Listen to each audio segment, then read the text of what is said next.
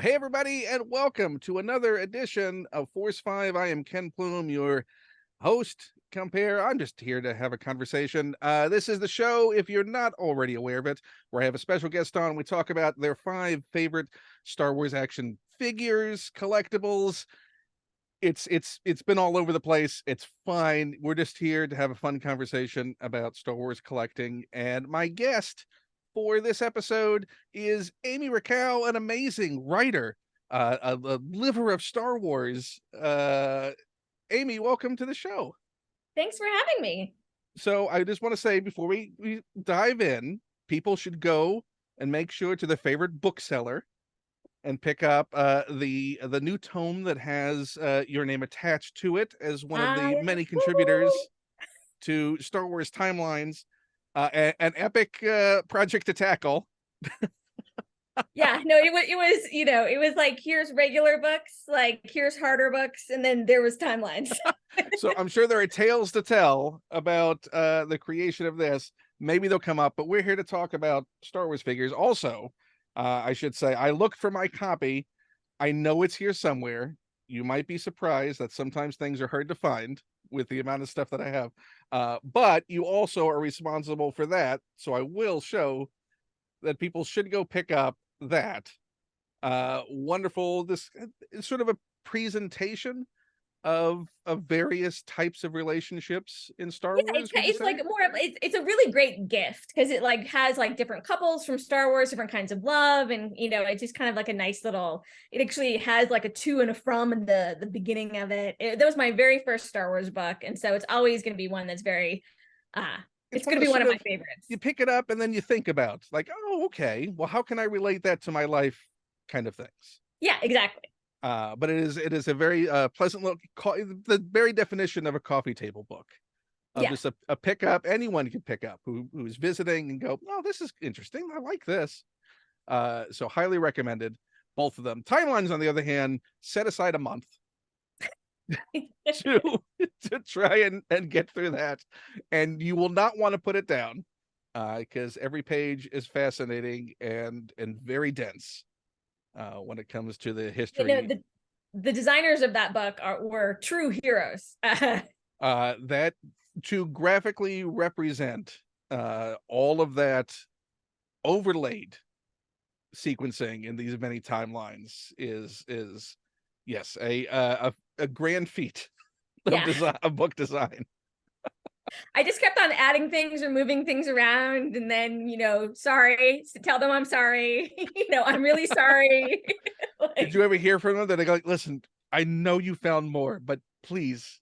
So when I went to London for Star Wars Celebration, almost immediately from the plane, went to a lunch at DK because DK is based in London. So it was lovely to meet all these people I've been working with for years. And I was sitting across from someone. I realized I didn't know who he was. And so I introduced myself, and he was the main, I am spacing out his name, of course, now, but he was the main designer for Timelines. And I immediately blurted out, like, I'm so sorry. And he just started laughing, and he was just like, no, like, like. He laughed, but did he accept your apology? Yeah, no, yeah.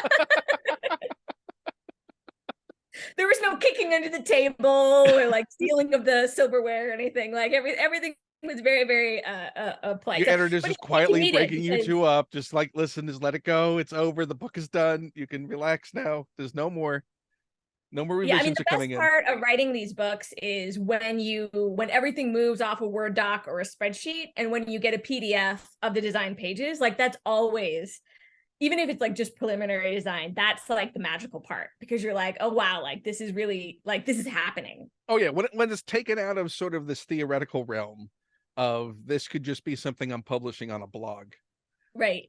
To, oh, this is something that somebody else is working on besides me.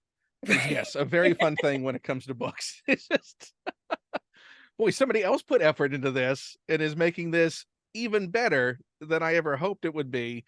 Oh, and this is going to be a thing that's going to be real. Yeah. And sometimes your words don't even seem like, like it seems like, they're not, like they're just a small part of the book. Like, and they are, like, I mean, there's so many, but I mean, like, obviously, like there's so many people that work on these books that, it's humbling when you see these design pages and you're just like, oh, look at that. Like that little sentence looks pretty cool. Fonts are amazing. Yeah. No, it is a magical thing. And then to have, when you went to Celebration and then you got to hold this thing that belongs to somebody else because you did a signing while you were there, right? Yeah, it was So, wonderful timing. It was available at Celebration before it was available in bookstores, and that was just crazy timing. And so Clayton Sandell and Kristen Baver were also in London, so all three of us did a signing. And like it was just really, it's great. Like obviously everyone there is a Star Wars fan, but then you get like the real Star Wars timeline nerds, like, and then you're just like in heaven, like and it they're was like, just, we'll have notes later. I know. Well, I've seen several people have showed me screenshots or images of like where they're taking notes, like writing in the book, like different, like the sources and different stuff. And I'm like, oh my God, like that's amazing and horrifying and terrifying at the same time. But like, but I love it. I love that people are using it in different ways. Like I was watching this like academic conference about like Star Wars related papers, and someone had, used I did the spreads for the Obi-Wan Kenobi series, and it was like this presentation this guy was giving was about Obi-Wan Kenobi, and he heavily used screenshots from those things like as like a source, and he's like an academic, and I was just like, oh my God, like this is crazy. Well, how did it feel for you to be sitting there at Celebration and someone walks up with their copy of the book for you to sign? Does it feel to you more real or different to then have that stage of authorship? It does. I mean, it really makes it seem even more kind of special and personal because, like, from social media, you can kind of like get relationships with people who are reading the kind of books that you're writing or also love the same kind of books that you love. But I mean, doing a book signing is just, it's just wild. And like I live in Colorado, and like I have two kids, and like it's just funny when I end up like going out to lunch with someone and they're like, you did a book signing in London? Like, what? Who are these people? And I'm like, they're great, like. So yeah, it really is completely crazy. Star Wars Celebration Anaheim was the first time that I had ever signed a book. And I just, like I remember someone like finding me in a line and being like, would you mind signing this book? I'm like, hell yeah, I'll sign that book. Like, are You you got any kidding? more? I'll sign other books you have Yeah, too. no, I'll sign your, like, I mean, someone asked me to sign their shirt. They were collecting signatures on, he was collecting signatures of Star Wars authors on a shirt, and I signed his shirt in London. And I was just like, this is crazy, but like, in a great Star Wars way. So rewinding your journey back, so where did your relationship with Star Wars start? So it was basically my dad saw Star Wars. I don't know if he saw it on his own or like with buddies, but he told my mom that my mom and his girls, me and my older sister, had to go see it immediately. I was 4, and it's really one of the earliest memories I have tracked. Basically, all I remember is the Death Star blowing up Alderaan. Like that's like literally like that's all I remember. Which Like would I have been a have really like loud the sound moment in the theater too. So if one's yeah, gonna no, stick. so like I don't remember like liking the movie in the theater because I barely remember it. But what I remember are my parents buying toys, and then seeing more like Empire Strikes Back, and then which I also saw with my family. But then the real like when I was 10, when Return of the Jedi came out. And I think it was kind of like not the best year for me, like friend wise, or like who am I, or like, I think I was just feeling kind of like, like school is awful. This is awful. I want to move out of Montana. Like, like I grew up in Montana, and Montana was my Tatooine, I think. I like just wanted to leave. And I mean, I had a very happy childhood, but like, I think that like they're, like 6th grade, I think I was in, and like, 6th grade is, challenging. Middle school kind of stuff is Yeah, challenging. the drama is really kicking in Yeah, I amongst think the that there was groups. a lot of friend drama for me, and I just completely lost my mind for Return of the Jedi, and just over and over and over again, and joined up fan clubs and spent all my allowance on anything that I could get Star Wars, like obsessively watched behind the scenes stuff, watched every movie that George Lucas ever said inspired him. And then it just basically escalated from there. Which we're talking in the early to mid 80s, took a little bit of effort to seek a lot of these things out that would have been influences to be able to watch and to have a sense of taking in at that point, because it's not Yeah, like and the media probably landscape a we're lot of in the movies I today. watched more like when I was like more in high school, like probably a lot But of even that then, happened it's there. still not as easy as just turning to your Yeah. No, computer I or mean, I think turning that to a there were a streaming lot of like, service. trips to the, the rental store and, stuff like that. And honestly, I ended up going to school. I majored in film history at UC Santa Barbara. I worked in film preservation for many Oh, so they years. had by that point, so they would have gone to some place that had a healthy film library that you probably dove headfirst into. Yeah, and but I honestly think that like I always just I think that I really attribute my parents really loved movies, and they took me to movies.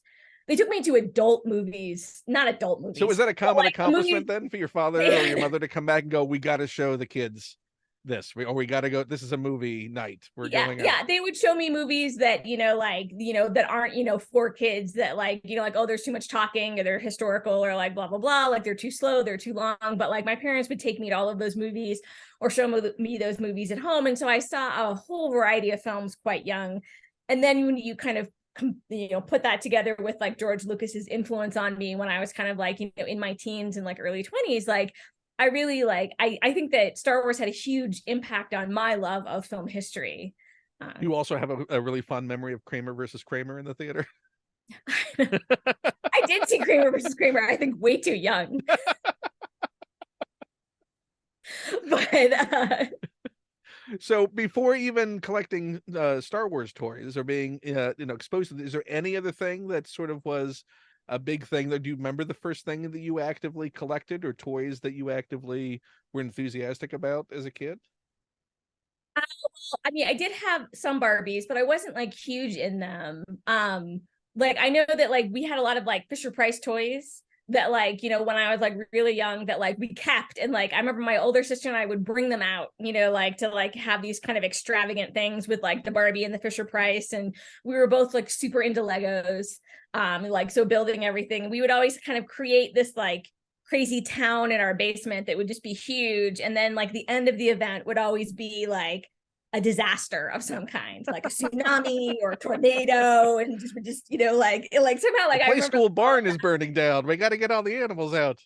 But we would basically bring all of our toys together to kind of create this like city that like took up the whole basement, as much of it as we could, and then we Toyopolis. would destroy it and then put everything away for a while, and then a couple months later come back to it.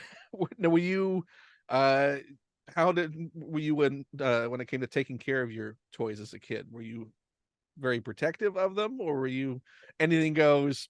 No, I was not. I surprisingly still have every single one of the Star Wars action figures that I was gifted, which aren't that many. Most of the ones I have are ones that I have purchased like in the 90s. It was at antique malls when like that was a thing that like wasn't like crazy When you expensive, can or pick, like yeah, for a few garage bucks we sale. can pick up, or like a dollar bucket of figures that you can see. Yeah. Don't see that anymore.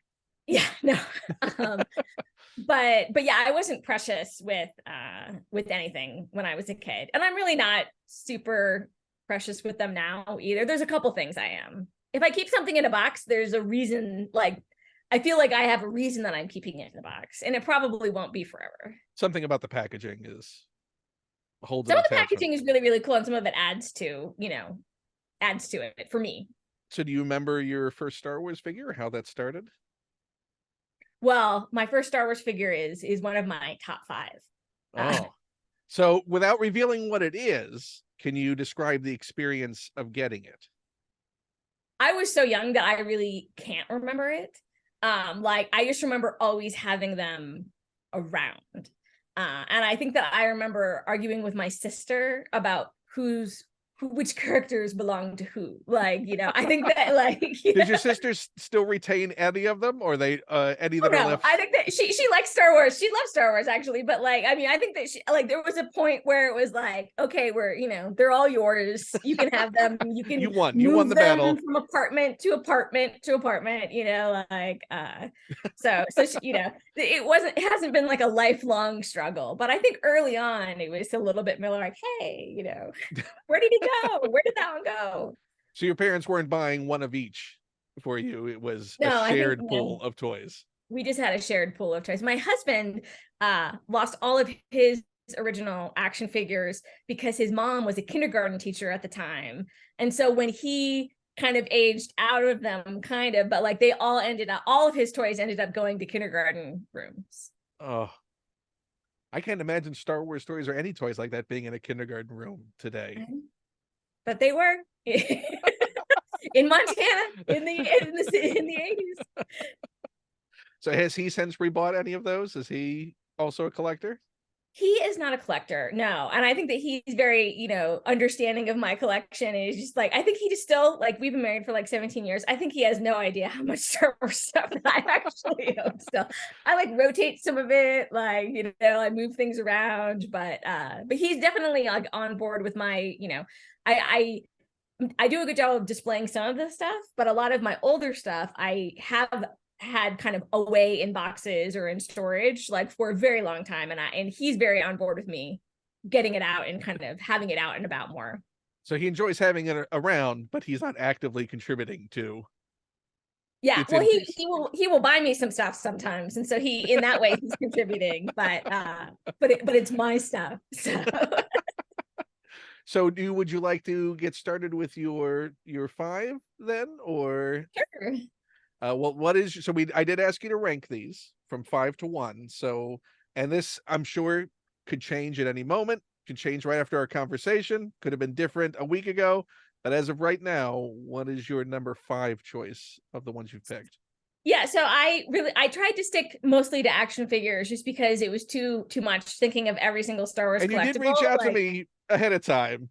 I know. I was just like, wait a minute. I was panicking over the weekend. I was like, how am I going to figure out like the top 5? Like, what am I going to do? Most people were asking me, I can't find things. Can you like expand the scope? You were actively asking me to limit the scope. Yeah, no, I was just like, but my number 5 is a bit of a cheater because it's not an action figure, but it is a Disney Infinity Rey.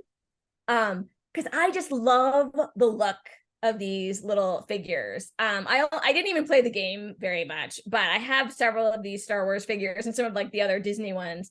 And I love Rey. She was like in a super important, like she was the character that I always kind of daydreamed about me being, like me being a Jedi, like when I kind of grew up. And so this has always been one of my favorites, mostly just because I mean, I like the little stand that she has, but I like the outfit, but just the look of like the cartoonish kind of look of this figure. Yeah, it's just a collectible, and the posing on it is great. There's a lot of personality in those Disney Infinity figures. Yeah. So I wish that I haven't looked to see how many Star Wars ones. I know I don't have all of them, but like that would just be dangerous really if I looked it up. Maybe tops like a dozen of them. There aren't a lot. Yeah, I know I have I have most I can't of them remember up who there. else I had.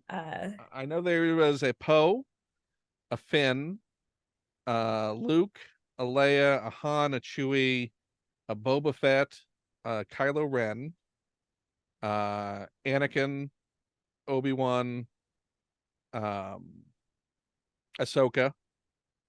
Yoda, and a Darth Maul. Yeah, no, I think I have. And I think that's all of them. Leia and Finn and Rey. I think that might be all that I have. And I know that they did variants of any of the ones that had lightsabers, most of them, to where the lightsabers would light up on the base of the Right. I know. It's too bad that game kind of just like didn't work out because this is the figures. I mean, there was, I know people have talked about what future waves were planned, and they looked great. I know that the Disney stores have introduced like this toy box toy line, which is ostensibly supposed to be based on the same visual style, but doesn't quite capture it. Because I know they did a Rey in that style that I picked up from that toy box line. Right. So, but it doesn't quite capture sort of the magic of everything that comes together in that figure. There's just something about that. It's just like when you're like in an artist alley in a con, you're just like, oh my gosh, like that artist, like that style is so perfect for what I want. Like that's just how I felt about this Rey and all of the Disney Infinity figures, really. But now there's a finite number. They're never making more. You could complete that Infinity Star Wars collection. That's just what I need. I do like, I try not to be a completist, but then it's just so nice when it is. Like, But then you have a reason to that I'll hang the shelf that is just for my Disney Infinity. Maybe that's the threshold. If you actually complete a collection, that's when it gets a presentation. yeah, I was really, really big into going to antique malls. I lived in Southern California in the 90s and huge into going to, like, it was such a great time to be going to antique malls and finding Star Wars stuff and, like getting all the Burger King glasses that I didn't have and, like all of that. Like those are, Did you have a favorite like antique between mall? that and like, Did you have a favorite antique mall that you would go to? The one that was the one you I could went to a really lot that find were a in lot of stuff? Ventura, California, I remember. But like, I mean, just but all throughout, I was living in LA. And so like all throughout LA, like there were just so many different places and flea markets and garage sales and group garage sales. Like it was just between that and then, like I was one of the people who when Power of the Force came out. That's the other big thing is pre-eBay, that was the main outlet for people to get rid of things, was to have these flea markets and yard sales, and so that has taken a lot of that away. I wish I would have bought more. Like I can't even though it imagine seemed like going I was in. buying a lot. I mean, that was a joy that really is hard to find now, of walking into a place and seeing like, $1 ATST just sitting on a shelf and it's just marked toy. Yeah, Because they don't know what it is. exactly. Yeah, those kind of finds are very, very rare now because people can just look on their phone and look something up and find out what it is accurately. Right. So, yeah. And everyone thinks they have sort of found treasure now. So, right. It was a good time. So you should have bought more. What I'm saying, I should have bought more. I know. So many more crates you could have had. Could have been the end of Raiders with all of your mid-90s purchases. Right. So, I mean, is there anything from that period of going through those flea markets and yard sales and such that was an acquisition that you still have that was like one of your most treasured finds from that period? I got a lot of art related things, and I think that one of my favorite thing is like a portfolio of, it's this big, it's not here and in my hands, but of Ralph McQuarrie, like some of his kind of like, you pull it out and like there are like little posters of like his artwork and like portfolio of that, like a set of prints. prints. And I remember getting like press kits, like from some of the original trilogy stuff. Like that's also a great thing about being in the LA area, is you get all of the industry stuff that comes in that people are just dumping en masse. And so like a lot of that kind of, like printed materials, like I really loved, that. I mean, honestly, the Burger King, I remember finding my last Burger King, that was like a huge thing that I was looking for a couple of years. And I got all of them from What was the last one? What was the one that evaded you the longest? I think it was, it was definitely an Empire Strikes Back one, but I can't remember which one it was. But that's another thing that like those have been in storage forever, and I think that my husband doesn't even believe me when I say that I own them. He's like, I feel like I would have run into them, and I'm like, I'm pretty sure they're in a box. I mean, for all the trouble you went through to assemble that full set, that should I know, be and displayed. I had them on display for a very, very long time. But I feel maybe like I'm unpacking your boxes right now. I think I might have been trying to save them from when I had small children, but now my children are old enough that they would not like crash into it, and they would know that like that's mommy's toy, not yours. I think that there was a lot of that, like because like I was like, you can play with mommy's loose Power of the Force figures, but you can't play, or the Galactic Heroes figures, but like you can't play with mommy's like vintage action figures. Like, were there any accidents look at those that did happen? They did. I mean, they did play with them. Like, I mean, that like with the vintage stuff, I did kind of, keep away. But I was one of those people that like when the Power of the Force action figures came out, like I was like, look, it's my chance to like buy everything, like. And so I mean, some of the action figures are kind of ridiculous looking, but I love that whole line because that again was just like this, you would go to a Walmart or you go to a Target and they would just have the whole aisle, like a side of it, like Star Wars action figures. And there were just, every wave that came out actually came out on time, and you would go and you could actually find the stuff you were looking for right there. And they were all affordable. They were all affordable. I remember like holding myself back when a child and I were going for the same one. And I was like, no, I'm not going to be that person. Like, you take it and I'll just hope that there's another one underneath, I'll back find there. Yoda somewhere else. It's okay. Yeah, no, it's okay. And so I had tons of I still have tons of them, but I had them in the boxes for a really long time, for a really, really long time. And then I remember there was one day where I was like, these are never going to be worth anything because so many people bought them. And even if they were, like, I'm not going to sell them because I love them. And so I like took all of them out. I think I was moving and I was just like, ugh, like the, Yeah, I'm like going to this take is this taking down up a from lot of 6 space. boxes to 1 box. Yeah. So I still have a lot. I still have a lot of those. And I have never been precious about those. Like I would let any child play with those. I would maybe like check their pockets on the way out to make sure that, like I still had them, but So how deep did you get into the line? Like when those were coming out, were you pretty completionist about when a new wave would drop, you would get all the figures that came out? that's a good question. I mean, if I looked at, I mean, I have several books about of collecting books. Like I was pretty complete for a while. Like, I mean, like they're like, I think that I have everything for, I don't know how many overall figures they have of Power of the Force, but I feel like I have dozens of them for I mean, sure. there's easily over 100 of them that came out in that wave. I mean, Yeah, I mean, I for sure have at least 50, but I feel like I have more than that. now I I'm was just looking at curious my box and I was just like, dear God, like what's going on, Amy? Like this is a lot. because I've been slowly trying to fill out the set because I had stopped for a while in the late 90s. I think I'm missing maybe 15 total. I think of the regular waves, there were about 112 is what I'm seeing here. So, uh, and then that I'm all sure that there stopped was, with episode 1.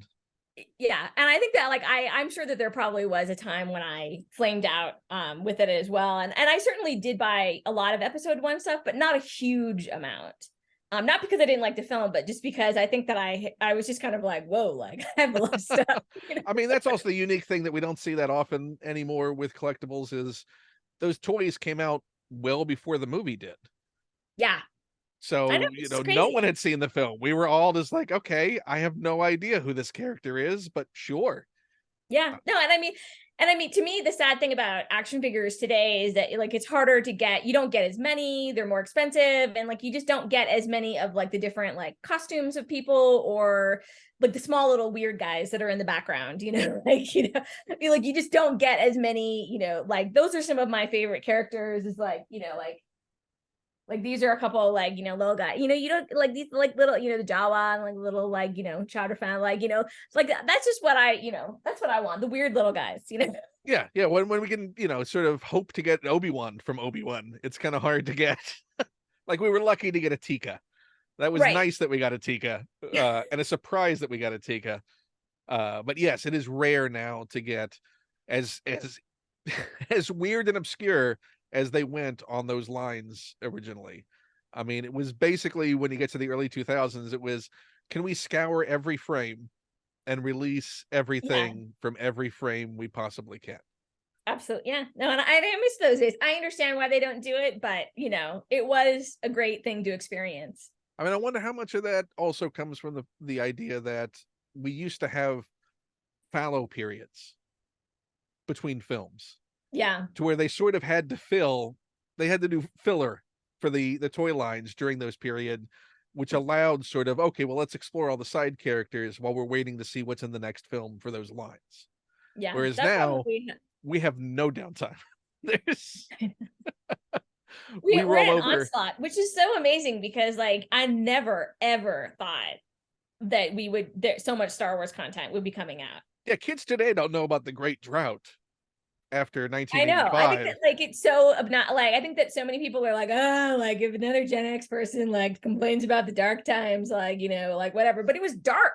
Yeah, I mean, like it was there was not like not only was there not a lot of stuff there, but like for me, maybe part of it is just me being a woman, but like being a Star Wars fan and collecting stuff, like I did not feel like I had a community.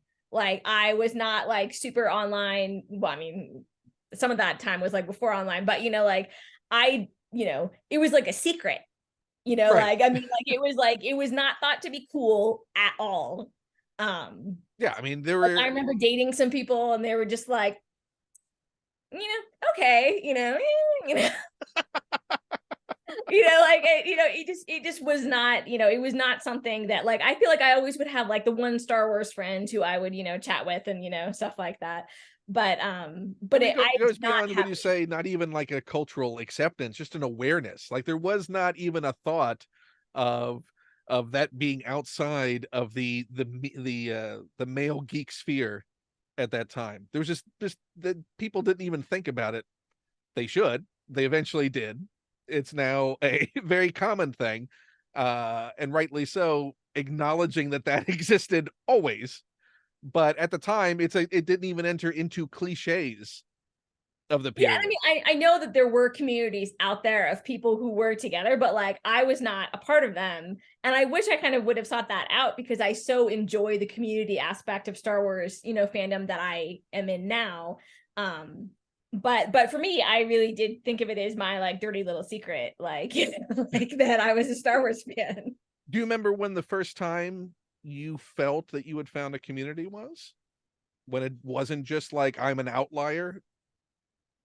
I mean, I think when I did move to LA, like, I mean, it was easier to find, some people that were kind of into the stuff, that I was into.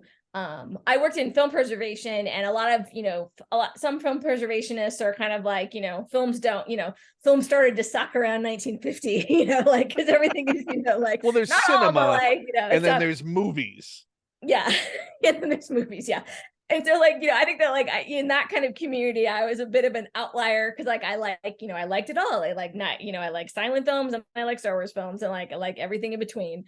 But honestly, like I really didn't, I knew people like who like Star Wars and they were kind of like in my life, but I remember, in some kind of early online like Prodigy and AOL, like finding some, like, when you're dialing up and with your modem, like, finding some kind of community, but I never really latched on to those discussion forums or anything.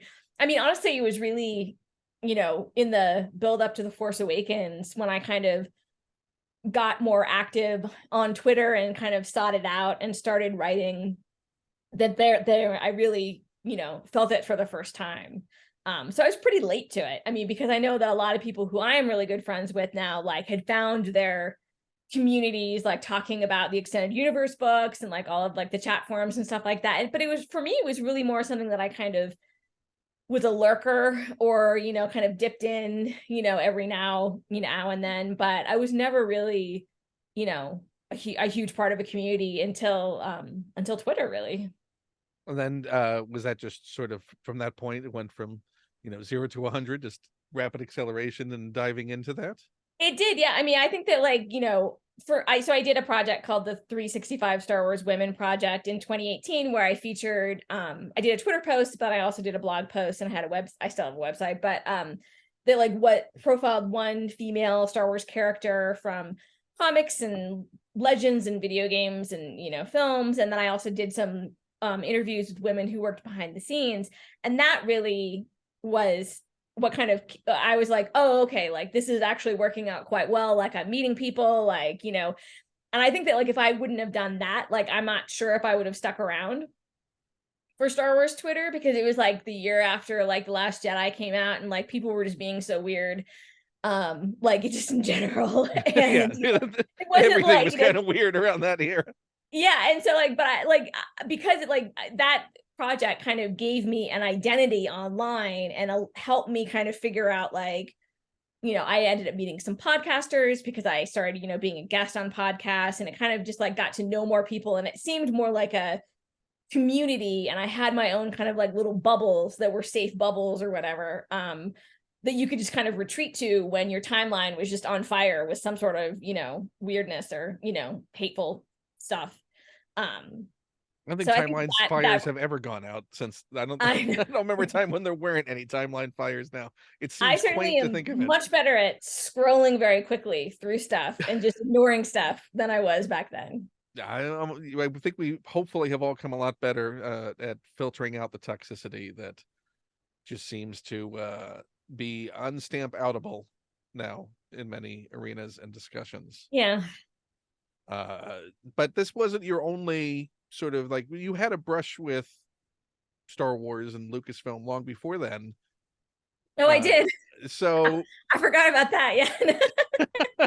but I'm curious why, sort of you did have this secret Star Wars fandom. You did appreciate this. You got in the door and did some work with Lucasfilm and then went away. Was there any thought of trying to stay within that sphere, or did that just not work out? So yeah, so what ended up happening is I moved from LA to the Bay Area, and I ended up getting a job that it was a contract job at Skywalker Ranch. This was obviously before, this was 2004. It was 2004 to a little bit into 2005. And it was a contract job, so obviously way before Disney purchased it. So everything was in Skywalker Ranch, and Big Rock Ranch was a little bit down the road. And I worked at the film archive as like an assistant film archivist, and I was working on kind of like some specialized projects and just kind of catching up on things. And you would think that I would have found my Star Wars community there, but I really honestly did not. I mean, it was a great experience, but I was in the archive building, which was far away from the big house. I would go to the big house for like lunch, like over there. But like I was in this archive building, which was very isolated from everyone else. There was only one person there, who was a lovely man named Sterling Hedgepath, who I'm still in contact with. And then there, like, some of the archivists were upstairs. So you'd walk upstairs and it was like a Star Wars museum. So it was just an amazing, downstairs was all the film, and then just like boxes, like downstairs was like, like the end of Raiders of the Lost Ark, with just all of these like boxes of, film cans, just like as long as you can see. And then upstairs, you would go up and you'd be like, oh, it's the Death Star, it's Han Solo and Carbonite, like, and I got to see some of because Revenge of the Sith had not come out yet. I got to see some of the stuff from Kashyyyk, some models and stuff like that had kind of made it over there. So that was very fun, but my job was very, very, just me with my head down doing my own work. And I did not meet very many people when I was there. I was much more introverted then as well. And I lived an hour and 45 minute each way from there. The job did not pay enough for me to, move there. And like my husband had a job like down in Mountain View. He was not my husband then, he was my boyfriend. That's why I moved up there, is because I was trying to figure out if he was going to make the move to husband. He did. That worked out. But what I remember is that, some of the people that I worked with, like in the archive, like they were Star Wars fans. Some of them actually weren't. Some of them were just kind of experts in their field. And some of the people who were there on other kind of contract stuff weren't huge Star Wars fans, like weren't excited, like they would be going to Celebration was in Indianapolis that year, and like they weren't excited about going to it, like they didn't like the prequels, and so like I kind of was just like, oh, like, well, I'm at Skywalker Ranch, but like, I still felt a little bit like I like Star Wars more than anybody else. And so like I met many, many lovely people there. Now there are people who I like interact with, on a fairly regular basis at Lucasfilm, and we joke that like they were also there when I was there, but like we just didn't meet. Like I didn't go to a lot of high profile meetings. Like I didn't actually interact with a whole bunch of people, when I was there. I was there like 9 or 10 months, I think. And also when you work at a place like that, it's not like it's Star Wars party every day. Everyone is there doing their jobs and doing work. And so like, but like, because I was so far away too, like when they would have some, like they had a lot of like social stuff going on, like on the weekends, like screenings and stuff like that. It was just so far of a drive. And I was excited on the weekend to not make that drive. And so, like I went to, it was like, I was there for what I'd been told was the last huge blowout Halloween party at Lucasfilm, where you would literally, for like, they had these amazing prizes, and you would literally be competing against people who made the costumes for the films. And they should be disqualified. There should be some kind of categories that someone like a group of people brought a life-size T-Rex to this Halloween party, and they won. And so I'm sorry, that's cheating. That's yeah, I know. But it was amazing. It was super fun. And so I went to the Halloween party, and I went to, the holiday party, which was also this huge extravaganza. And so that was just, really fun. And it was amazing just being on that property. and seeing a little bit of Big Rock as well. But it was a fairly short experience. It was it was a contract job. I didn't think that it was going to be extended. I honestly couldn't afford to have worked there very much longer because like it wasn't a high paying job at the time, and a massive commute. And my husband and I were in the process of figuring out if we were going to get married, and we wanted to buy a house. And buying a house, like we were renting this really kind of crappy house, and it was like going to sell for over $1 million, like way back then. And so we ended up to be a little bit closer to family too. We ended up moving to Colorado. And I remember like thinking like, man, like when I was younger, like if you would have told me that I was like working at Skywalker Ranch, like there's no way I ever would have left. Like they would have had to kick me out. I would have like hidden in the closet. But like when I was there, and the reality of like, I don't live near here, I can't pay my bills just for, on this, right. Like, it's, I don't have any job security because I signed up for a contract thing, and then, starting a life, with, my new husband, like it ended up being a fairly easy decision just to kind of follow through, with that plan. But I did pretty much think that that was the end of me having any official connection with Star Wars. And it was for a while. But you never know what the future could hold. Did you ever have a George sighting? I have, what's funny is I've never said a word to George Lucas, but I walked right past him at both the Halloween and the Christmas party, or at least the Christmas party. And then I was at an Academy screening when I lived in LA, and it was all about like the USC program, and he was being honored. And I remember it was like hilarious because like George Lucas is like a notorious introvert, which I totally like, understand, like, because I, can be one as well.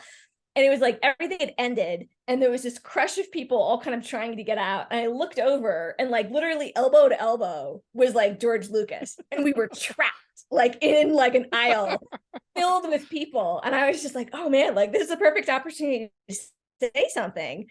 But like, what are you going to say? Like, like, I mean, he was clearly like, oh my God, like, everyone there was kind of like, I'd like to get out of this, thing. And I think he was kind of like, I'm surrounded and I can't move. Like, what's going to happen? And you looked over and went, weird weather, huh?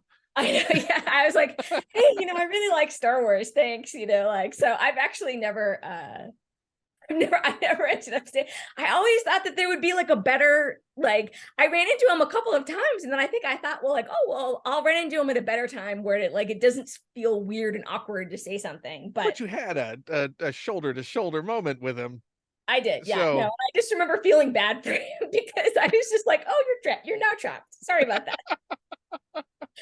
You would have thought there would have been a better escort for him to get out of. I have no idea how it happened, but like I just remember looking over and I was like, oh, that's George Lucas.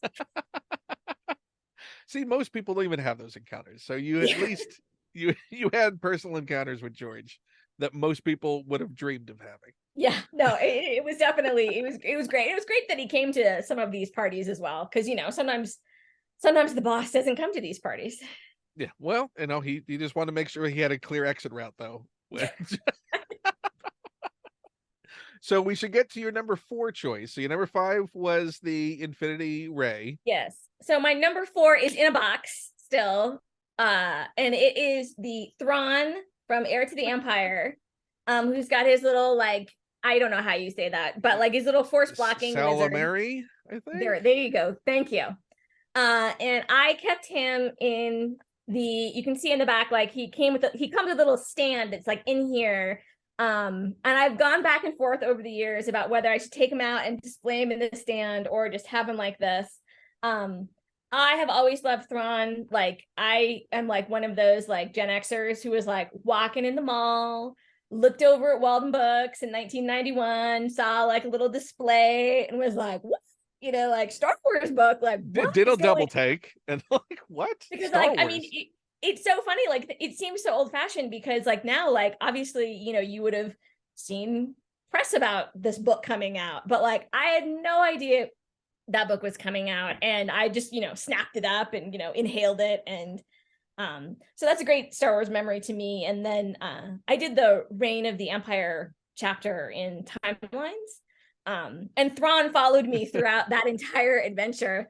I actually had an email thread that was the subject of it was that darn Thrawn, because there was just so much Thrawn back and forth between so many different people, that so I referred to him as my blue nemesis as I was working on timelines.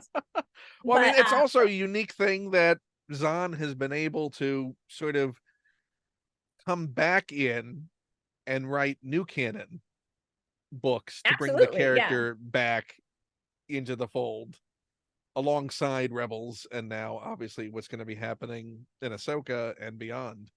Uh, so what a weird, strange life for that character, regardless.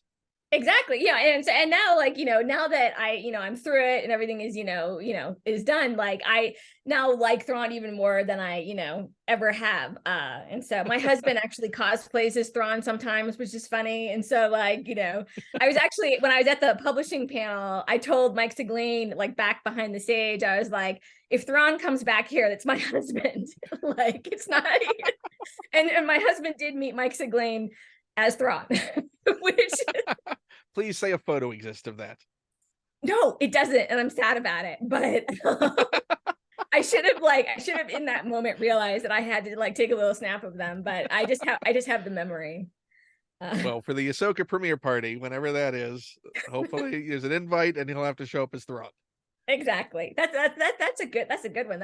I'll have to start tweeting about that to see if I can make that happen. The on-site Thrawn. Yeah. So, I mean, what was the difficulty then in sort of sorting out for timelines the whole Thrawn of it all? Because there's been a lot of stuff that Zahn has written in the new canon for Thrawn. Right. Well, and part of it was like the original, I know it's not his original Thrawn book, but the original Thrawn canon book skips around from a lot of different years, and it kind of like a lot of Rebel things kind of crosses over with it. And then the Ascendancy books are kind of like ending. There's a gist spread that's in the book that actually Jason Fry wrote, because he took I gave him my dates for the stuff that was in my chapter, but then a lot of the Ascendancy books were in his chapter because he did Fall of the Jedi. And so we kind of collaborate on that, but he did a lot of like most of the work on that.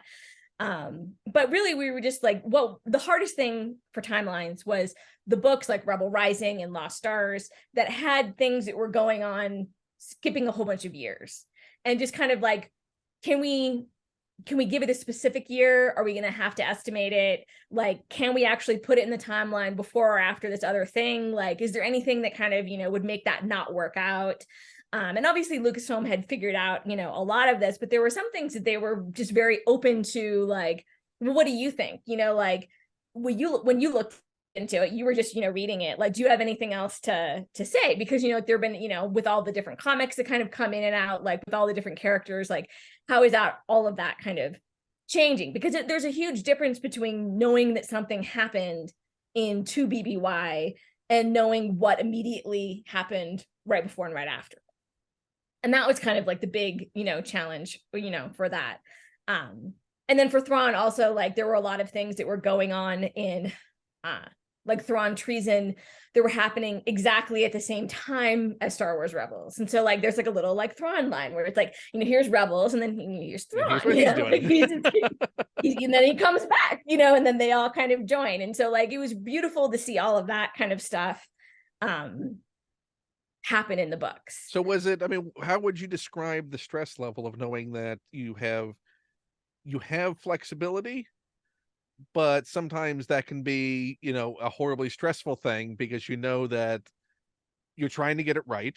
You're trying to make sure you're as completionist as possible in pulling in all of these threads. You're also juggling this as, how many was it? 4 or 5 co-authors on this, all trying to pull these sections together. I imagine the email threads are epic. Yeah, well, a lot of the work that the authors did was done just kind of like in our own kind of like little lanes. Like we would kind of collaborate, well, like one couple of things, but a lot of it was just kind of like the editors were the ones who were the heroes who were kind of taking in the whole thing and kind of would concentrate on different eras, at different times. There are so many people at DK and Lucasfilm who worked on this book, like all the names in the back, like in a lot of cases, a lot of them had, just as much to do with, with timelines as, the authors, just our names end up in the front. But like, I mean, we could not have done it without all those names in the back. And everyone wanted to do, the best. And, I think time is hard because it's like, oh, well, did it happen in late 7 BBY? Or like when someone says they were, 18 years old, like, does that actually mean that it's 5 BBY? Or could it have been 4 BBY? Or like the book says it happened, a little over 4 years ago. Like, is that 5? Is it 4? Like, I mean, like, there's all these kind of things where you have these, like, you can just drive yourself crazy, honestly. Like, and that's kind of what we did. But all just trying to do the best job. Do you remember what the last thing was that you were like, the last sort of frantic revision that you did? Like, no, I need to add this. Yeah. So the Obi-Wan Kenobi series that came in relatively hot when everything I had already turned in everything a while back. That was one of the last pieces of content in, and I remember sending an email because like there was a spread that was just about rebel cells that was in my chapter, and I sent an email that was like, the hidden path, like we don't have an entry about the hidden path, like in, like this timeline, like we got to get that, like, can we put it in? And they were like, oh my God, yes, like that's a great idea. I'm like, okay, great, because I would have just felt dumb for, I was just thinking of, like the main pages of Obi-Wan, but then like you have there, because some of the other spreads were more kind of like, this is about this character, or it's about the ship, or it's about this certain time period. Like you had to really make sure that if you added something and if it was a big event, that it ended up in several places around the book. I mean, this is certainly a book that can be both revised and expanded every single year going forward. Yeah, no, I know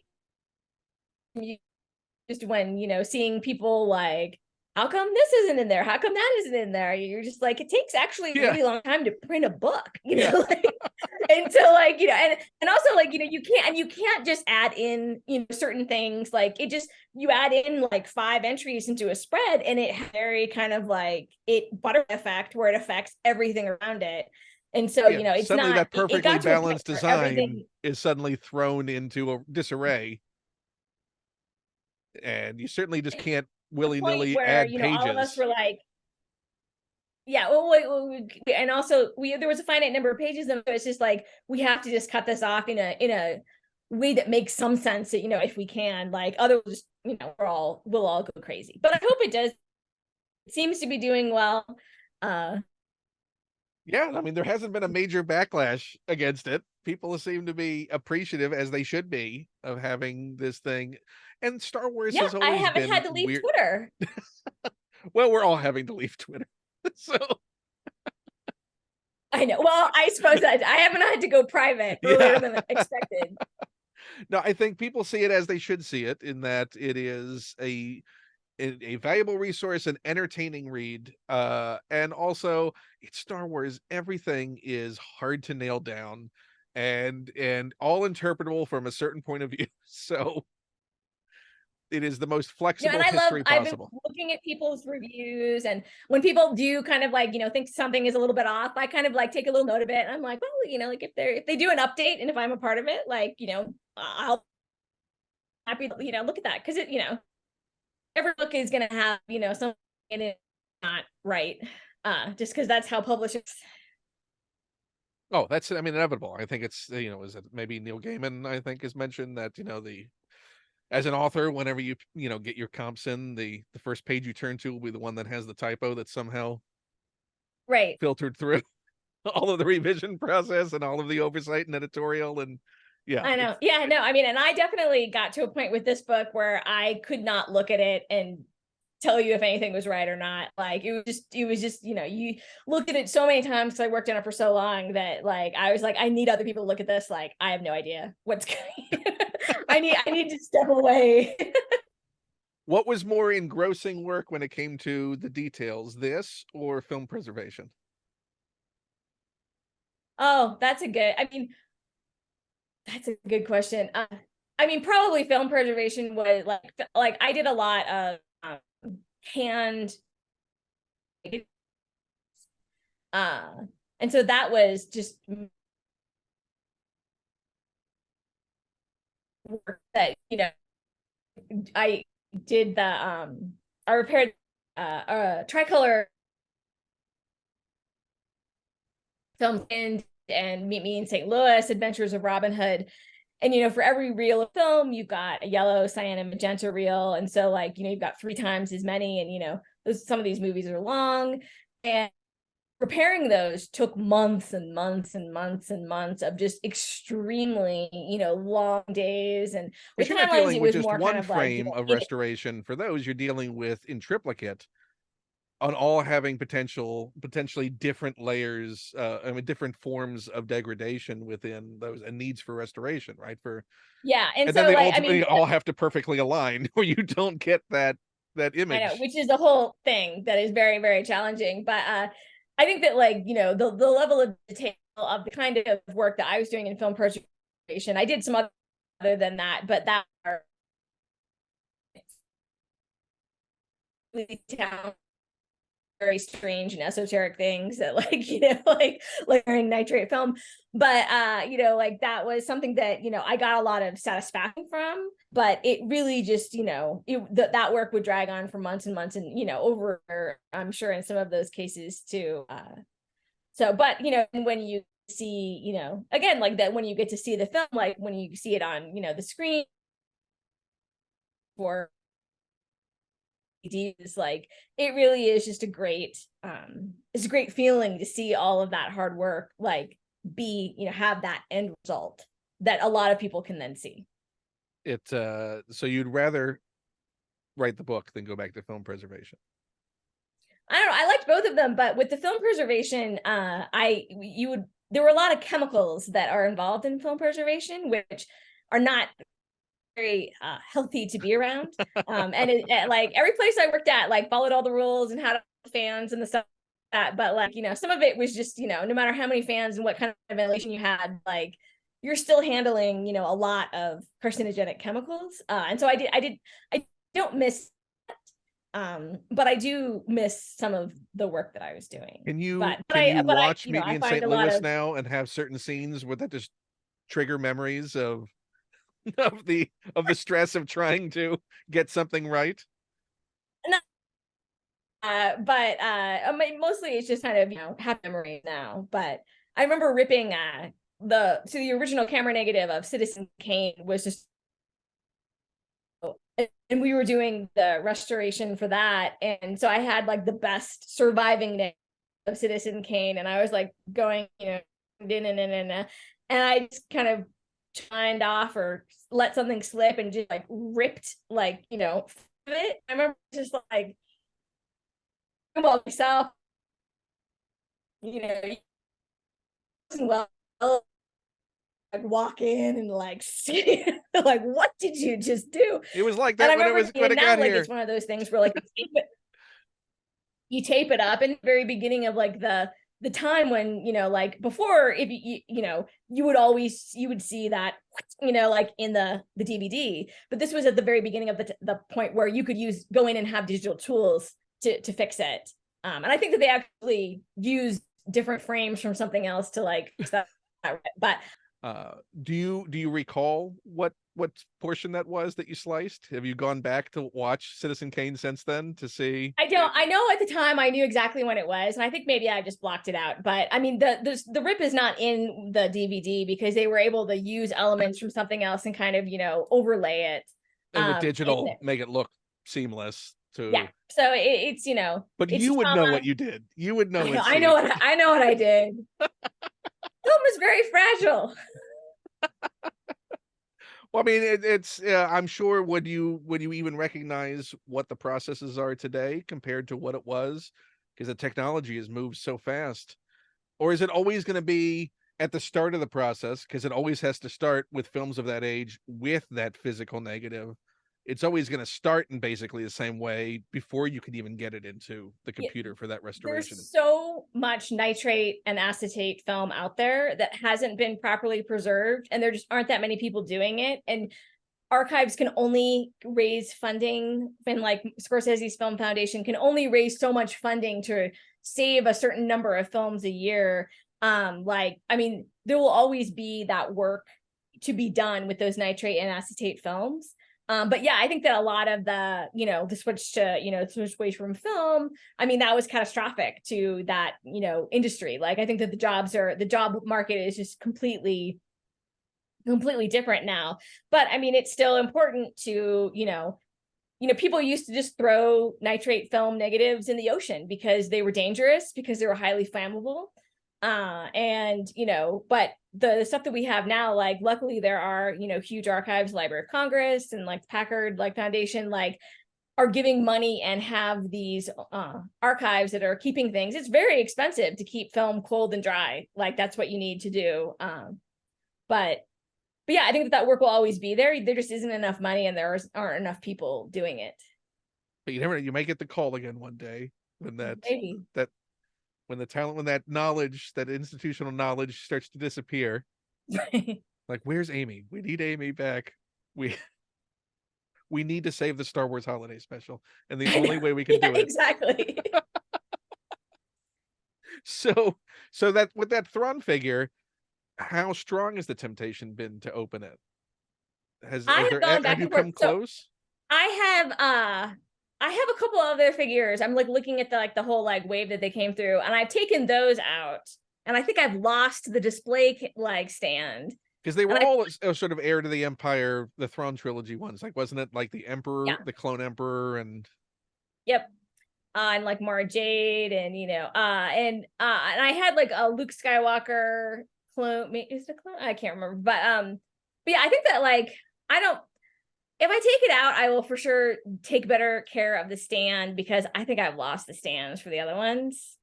And they're so, just like, cardboard. It's not like it is. yeah. I mean, like, I would need a plan for, displaying it to take it out. Like an Right now, acrylic it's just gonna acrylic hang. display box to put it in, or Yeah.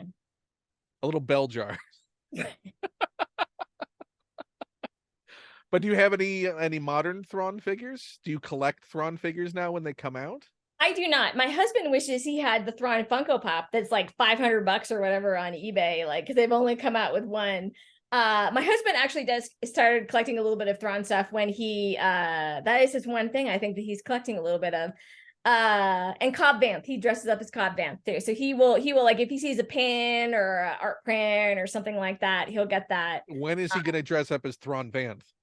I know, yeah. That's Japan, 2025 Japan. That's when that is. The debut of Thrawn Vanth. Yeah. He's got the neckerchief. But it's all thrown up. He's been out in wild space. Yeah. Can't wait for that photo up.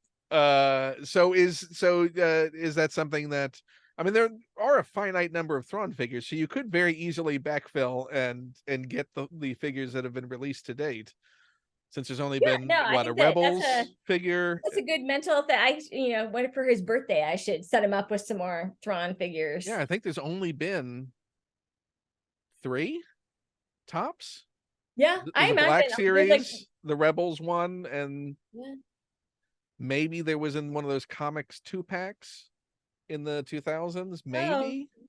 Yeah, I don't think I've ever seen that one, if that is there. I know I've seen the Black Series one, but we don't have it. So yeah, and I think there's the deluxe edition, the San Diego Comic-Con version that came with his artifacts, which is ridiculously expensive in that way that San Diego Comic-Con exclusives are. Right. But if you just wanted to get him Thrawn figures, you got like 3. Maybe another one when Ahsoka comes out, I would think. I would hope. You can't not. So what is your number 3 choice? Which is the middle of your list? So my number 3, I love everything Hoth related from Empire Strikes Back. So my number 3 is my Tauntaun. He's got his little, like, you can just shove your figure right. I think this is just a regular Hoth soldier and not like Luke or Airham, but like you can just like shove him right in there. No reins. Those are long gone, and this was not an original. I got this from somewhere, I don't know, but like is that original Hoth soldier? I think so. Yeah, I think because he used skinny legs. But But yeah, so I always love the Tauntaun. I love the Wampa. Like I love the Hoth creatures, and I love the outfits that everyone are wearing. So I if I was going to go back to collecting more vintage stuff, I would try to get more Hoth stuff. I think that would be a good kind of narrowed. Do you have what of your collection right now from your originals? Do you have the Han and Luke and I believe I have Leia? Han, Luke, and Leia, but like I don't like I never had like the AT-AT, like or like I have like some micro figures that were from Hoth. I have those, but it's just like, I'm like a cliche, but it's that AT-AT, that original AT-AT that I always wanted. And I don't want the other ones because I just want the original. I want the vintage one. So I'm like Ryan Johnson, like I remember. Um, but yeah, I'm a sucker for Hoth. I mean, the whole movie is great, obviously, but that was kind of one of my favorite things. And like I have like they came out with a whole bunch of plushies with like the Wampa and like the Tauntaun. I buy all those too. Like that Hoth stuff is hard for me to not buy when I see it. And yet, is it represented in your shelves behind you? Is there any Hoth stuff back there? I don't think that there is. And now you're just calling me out. There is. I have a whole Hoth shelf over there though, and like you just can't see it. But no, I have more like Fallen Orders, stuff back there. But Have you been playing Jedi Survivor? I have, yeah, no, I finished the story as quickly as possible because I didn't want to get spoiled. But yeah, I love those games. I love those characters. And so How deep are you it's into some the of my collectible favorite Star realm? Wars. Are you 100%? Do you like to go back and I like to go back, but I don't 100% usually. Like I usually get to a point where I'm like, 98.5, like that seems like a pain, like we're done. Yeah.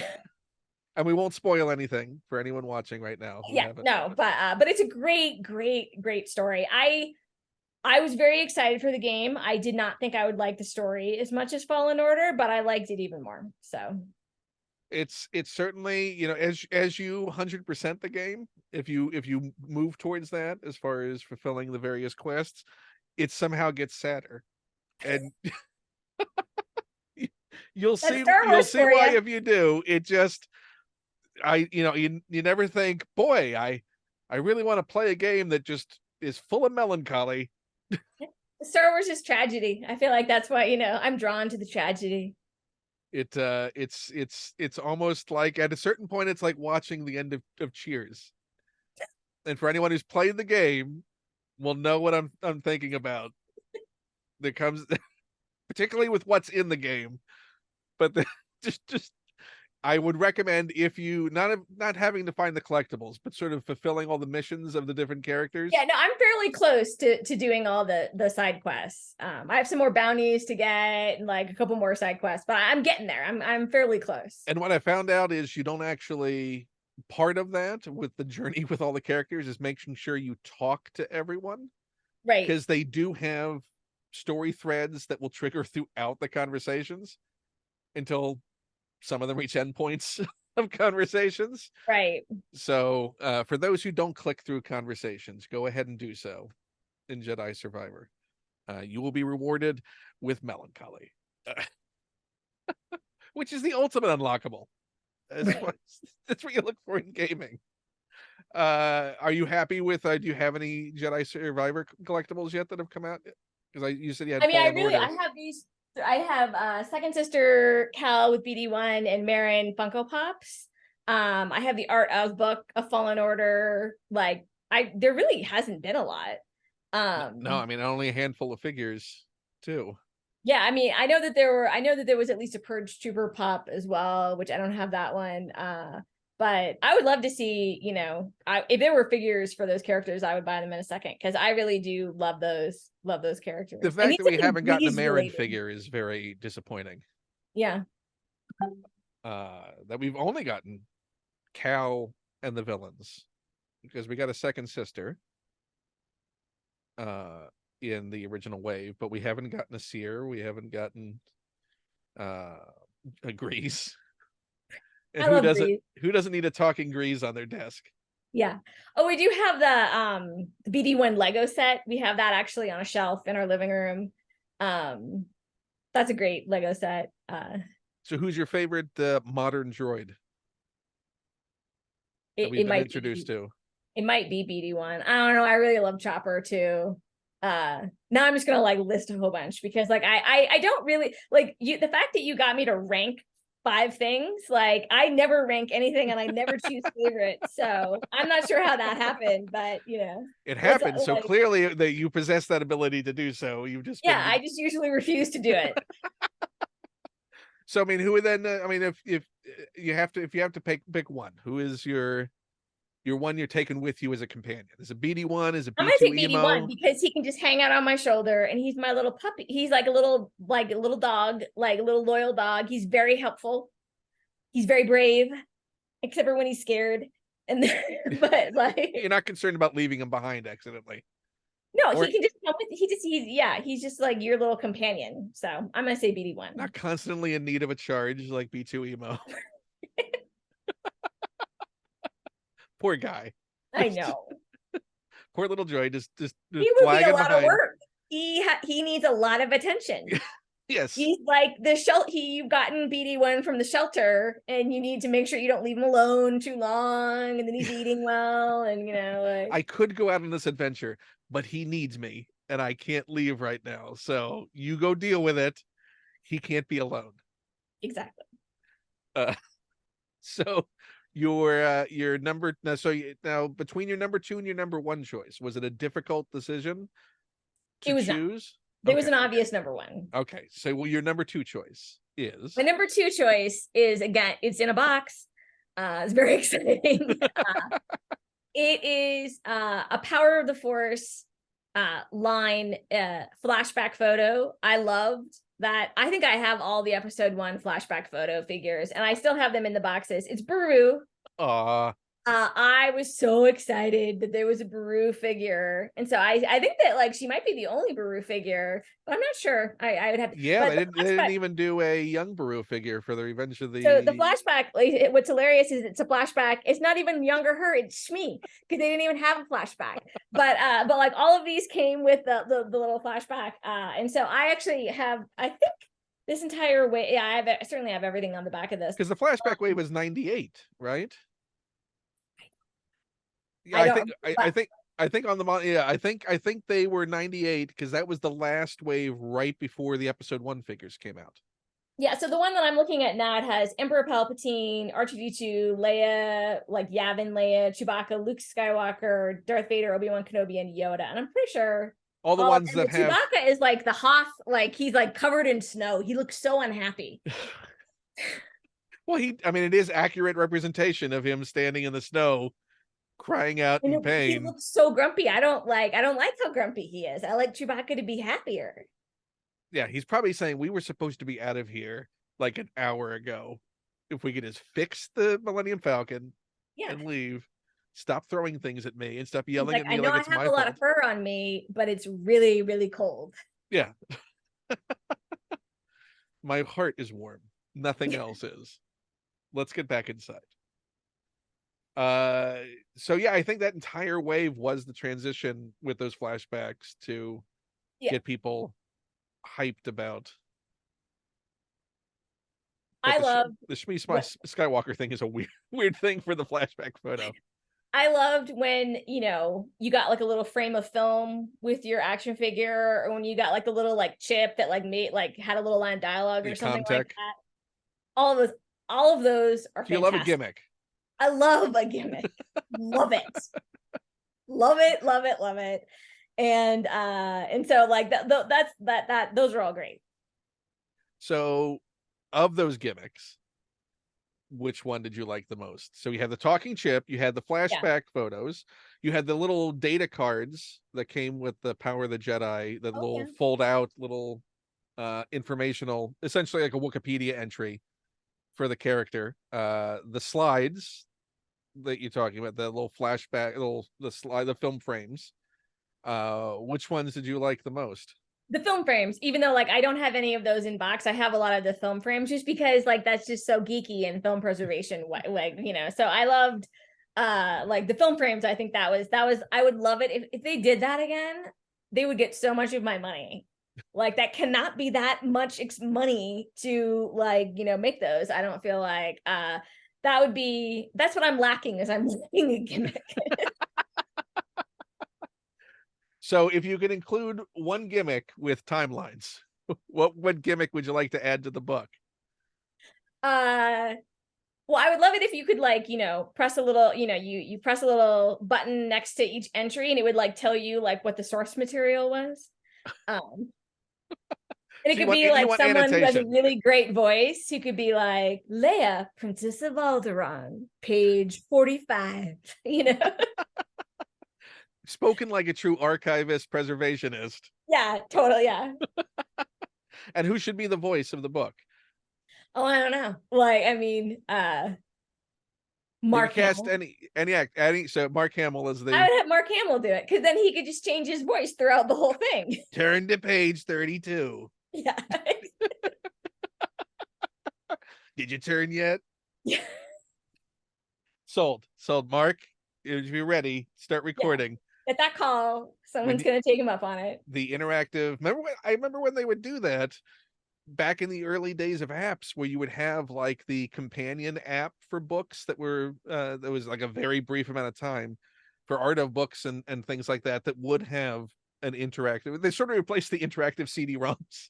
Yeah, no, I mean, or like I have some Kindles that, like have a little like click here and then like play like a little bit of an interview and stuff like that. I love all that stuff. Again, I like a gimmick. Give it. I don't want anything just like plain. I want a little razzle dazzle in there. Yeah. So two of your choices have gimmicks. We got the Thrawn and its little 3D and its diorama. It's got two gimmicks. Yeah.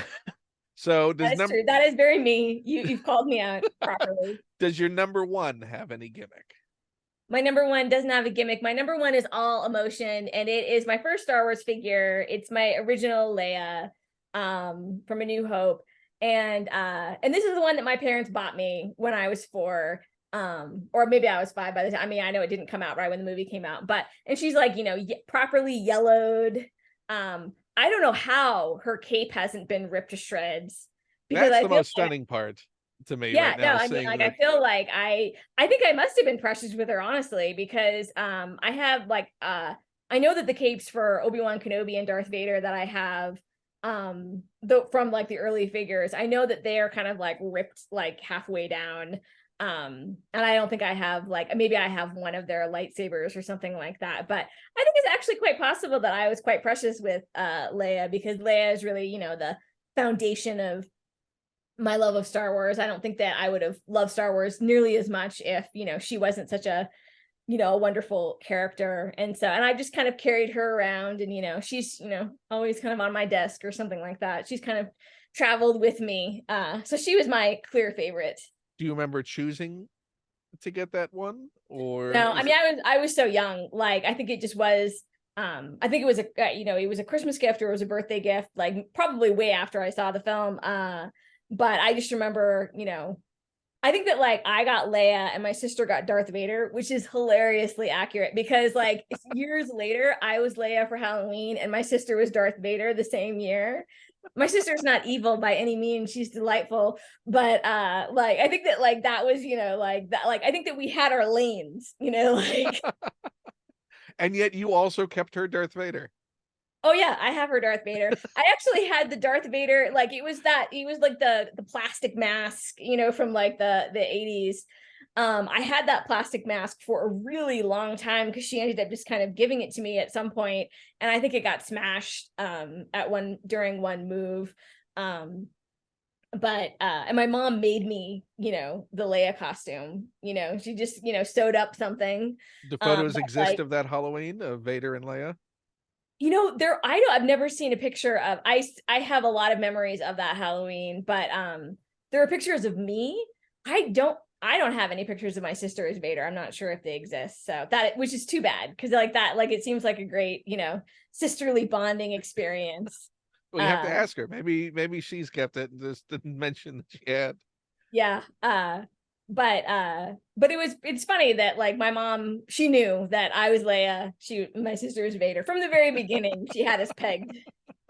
Have you collected Leia stuff over the years? Has that been actively added to? Quite a few Leias.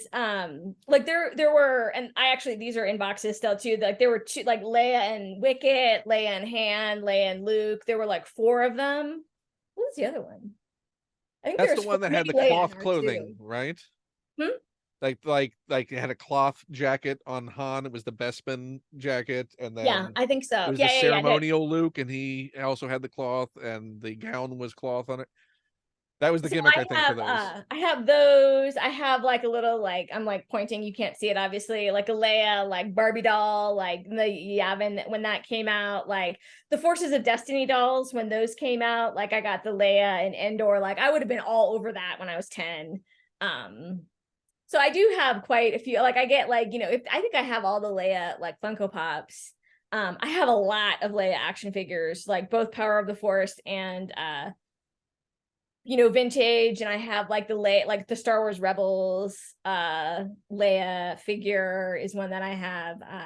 So yeah, I think that I think when I first started buying Funko Pops, I was just going to buy female characters because I thought that would be an easy way to narrow it down. But then you buy a couple and you put it on your shelf, and then people just start buying you that for Christmas, or and I had not told enough people that I was just going after the female characters, and then they just started getting me like other Force Awakens characters at the time, and I was like, well, now that I have a flame trooper, I guess I'm collecting just all the Star Wars Funkos. I need them all. And so that kind of spiraled, as those things do. Have you kept up with that? That's nearly impossible to keep up with Funkos. It is. I have fairly complete things with some things, but I really did kind of intentionally slow down. And now I just saw that they're like, I mean, all of these like 40th anniversary, like Return of the Jedi stuff, I'm trying to just block it out because that's so what I want. I'm like, okay, I need to forget that I saw that. They already have a lot of Return of the Jedi pops, but my daughter actually, for my birthday, she got me this, like the Jabba the Hutt with Salacious Crumb, and I'm like, like that was great, and now they're coming out with now Indiana. My conscience is clean. I didn't do it. I didn't buy it. Exactly. Indiana Jones pops are coming out now, and I'm like, oh, that's dangerous.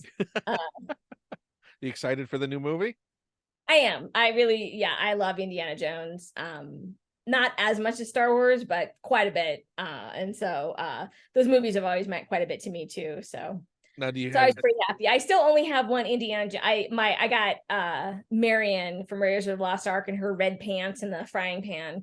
From the Adventure series, the new 6-inch. But again, that was a gift, and so because I've been trying to kind of slow down a little bit. I feel like I've purchased a lot of stuff, so until I can kind of figure out where I can display some more stuff, I need to chill out. You say that, but gifts are welcome. Yeah, gifts don't count. I mean, like that's just like that doesn't count. No, I'm not. I'm encouraging that. I'm saying that everyone watching right now, everyone in your life should send all the gifts, fill out the rest of that adventure series so you have an entire shelf of Indiana Jones. Yeah, that would just be such a shame. It'd be hard. You'd have to turn it down, right? I know. Hasbro, if you're watching, like, I just don't have the room for it, but if it showed up, that would be nice. I think, it's a long year. There's a lot of time for gifts to arrive. Exactly. Publication gifts, celebrating the release of the book. Yeah, I know. There's always, you don't really need a reason to give someone Star Wars stuff if they collect it. They just, it's a nice offering. What was the last Star Wars gift you gave to somebody? Oh, I did just get someone something. I got my kids quite a few enamel pins from Celebration. That probably is like the most recent. My daughter is like very much like, I don't like Star Wars. I'm not a Star Wars fan, but she loves the Star Wars Celebration. She loves enamel pins in general. And she's like, you got to get me that Rancor, like I need it. But is that just a general trade? not gonna like the things you like, but then later you'll find out that they were a Star Wars fan all along and they loved I it. don't know. And I mean, for sure, like, I mean, like, I'm of course, like, if your mom is a Star Wars fan, like, when you're a teenager, like, you're gonna be like, no, no, no, no, no. But she does like, and she likes, and she does a really good job of displaying her stuff. And so, like, and my son likes, probably The Mandalorian is one of his favorite. Like, he's seen a lot of the films, but he doesn't rewatch the films a lot. But like, he really, really loved The Mandalorian, watched Boba Fett, watched Andor, has liked all of that. Like, we watched the first season of Visions, and he like thought all that was cool too. But yeah, I think that, you know, for him, like, he's much more of like an MCU. Like, I think the MCU kind of held in his heart, like, where the story, you know, when he was 10, that was like his whole thing was like the MCU. right. And he's a big video gamer too, so he's been playing Survivor. I think that Fallen Order was one of the first kind of like AAA games that like he had finished. I think he played a lot of games, but he was doing kind of more, you know, smaller scale, you know, stuff. And now he's like helping me out with like, you know, Zelda games. Like, I'm like, hey, come over here. What do you think about this? Oh, that Zelda game. That's gonna suck up all the remaining free time Yeah, for the I next know. few Right months. after, like, it's so close to Survivor coming out too. That It's was the just only like, reason I went through Survivor as fast as I could, was yeah, because I knew that Zelda was right around the corner. And you know, that's a game that acts against you moving fast through it. right. Yeah, Survivor, you can have a pretty good steady plan of getting through if you focus on it, and be done in, you know, a week and a right. half. Zelda games are just everywhere you turn. There's 15 more hours gone. They do it just to spite us. Yeah. So which of your kids would have the bigger appreciation for their father dressing up as Thrawn Van? I think my son, he would think that he would think that that was pretty cool. All those pictures on the internet of everyone. Dad's gone viral. Yeah. There'll be so many that can have a meetup in Japan, you know, like. No one else will be Thrawn Van. That that only came out of today. That is only going to be he's full claim. That's the gift we've given him. Yes, exactly. So do you have any honorable mentions moving out of this, or? You know, I really like, I felt good about that 5. I mean, I think that like everything else in my collection is an honorable mention. Like, you know, I have so many, like, I have vintage stuff that I love. Like, I have, you know, I have a whole bunch of like the toys that you could get at Taco Bell, you know, like that, you know, What's like your favorite cup topper? I did not get the cup top. I have one. I just have the top. I don't have like the cup of like a Nemodian, but here, I'll be back in just 1 second. I promise I'm gonna be back. I will tell you my favorite Taco Bell toy is the exploding Death Star, which I believe got recalled. Because it, like, you know, it flew and I, like, you know, went into somebody's eye. Like, I mean, that was like the glory day of being able to go to Taco Bell and get something like as awesome as this. But like, they have like a Darth Maul, like, that moves around like Boba Fett, you know, like, I Yeah, love that a stuff. lot of mechanical stuff in one of those is a hard thing to find nowadays. Yeah. But that thing spun pretty fast. I mean, that was a pure motion blur on camera. Yeah. No, so this and I knew exactly where this was because this is one of my very favorite collectibles. Like, I like this exploding Death Star because I just love it. And I know that eventually I'm gonna end up breaking it every time. But How is that not just on your desk constantly as like a fidget toy of just being there during meetings and calls? I don't know. I think that I am afraid of breaking it eventually because I would be very sad because I think that just the fact that it is like from Taco Bell too is just hilarious. I just remember going to Taco Bell so much like during that time period. I mean, we all did during that time period. Yeah. What did you get anything special from Celebration this year?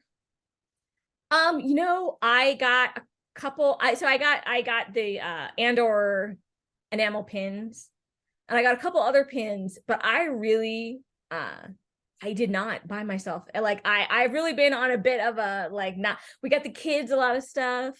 Like we got a couple like, you know, random, you know, things, but I really did not. I was so busy during celebration that I did not go around the floor nearly as much as I, you know, have in the past. And so I did not I really did not buy myself very much. So you owe yourself something now after the fact. Oh, you're just an enabler. No, we need to celebrate your time. And was there anything that you remember seeing that you would have gotten if you've seen that other people have gotten from there? Well, I always just struggle with the art. Like I always want all of the art. And then I definitely like, I mean, I did go through all the Hasbro stuff and saw all the you know, the new figures coming out and stuff like that. And I really like, I have a hard time just buying one figure. You know, it always just tends to kind of escalate. I don't know what you're talking about. I know, I was like, you can't relate to that, I'm sure. I will say this came yesterday in the mail. Speaking of Return of the Jedi, Oh yes. probably one of the most fun card backs I think they've ever done. Talk about the best image. Right. Talking about picking a perfect frame. But he's such a sad face on little Piet. Not the happiest figure to have on your desk. See if I can, because my camera won't do autofocus, I've had to work out a system whereby, see if I can, no, turn that off. There we go. You see his sad eyes? Oh yeah, no, he does. He is very sad. So expertly captured by the folks at Hasbro, the sad eyes of Admiral Piet, last survivor of a great many in the chain of command in the Empire. Well, you know, the one thing I would have bought at the Celebration store, which I do kind of regret, is that I did not get the plushes of Jabba's band. Oh yeah, they did really nice of the Max Rebo band, didn't they? They did. And my daughter really, really wanted she wanted all the enamel pins from Jabba's palace. And I think that I was just like, okay, well, she has them and I can look at them. And so like, am I going to spend money for her and then for me? And so I think I just kind of was like, I'm just going to enjoy those. But I do kind of wish, because I have a lot of the different plushes from previous celebrations. If I was going to buy something, I actually never ended up in the Celebration store. My husband was there. And I think that at the time he called me and he's like, do you want me to get you anything? I think I just was like, you know, no, like, it's fine. Like, just get the stuff for the kids and like stuff like that. But, you know, if I would have been in the store, it might've been a whole other suitcase flying home with. Exactly. Well, hopefully I'm like an all or nothing kind of person. Well, if anyone is watching that wants to send you the Max Rebo band plush from Celebration, they should. So what are you working on now? Is there anything in the works that's coming up or anything that is happening? Yeah, so I mean, Timelines came out just recently, which is, you know, really, really great. I have my first book that's not Star Wars coming out in September. I was one of the writers for the Lego Marvel Visual Dictionary. Oh, nice. It's the Also first with DK. Yeah, right? Also with DK, and it's the first one. They have visual dictionaries for Star Wars and DC.